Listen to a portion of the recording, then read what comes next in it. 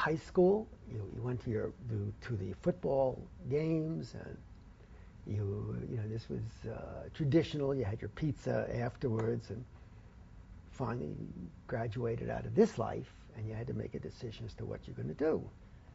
And it was made for me by my father. He decided that he wanted to be in the nursery business, but he was too frightened to leave his job to go to, and so he took my money.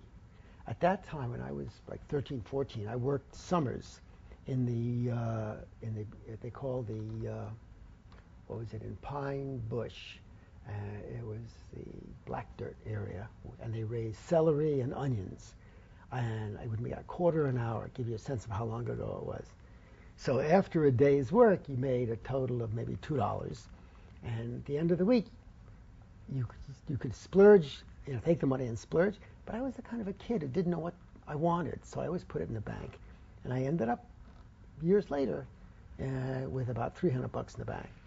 And my father, who didn't have $300 in the bank, took my $300. And again, those days, you never argued with your parents. You just did what you were told to do. So he took mine. He bought a used truck. This was after the war. Used truck, which we completely overhauled. And we started a small tree nursery. This is what he wanted. I went to high school half days for the last 2 years of my high school so that I could work the other half. So I would take all my courses in the morning and be free by lunchtime. And he had a heart attack when I was 13. So a lot of this was put on my shoulders, and I was sort of living his life for him. And graduated. Now I had to make a decision.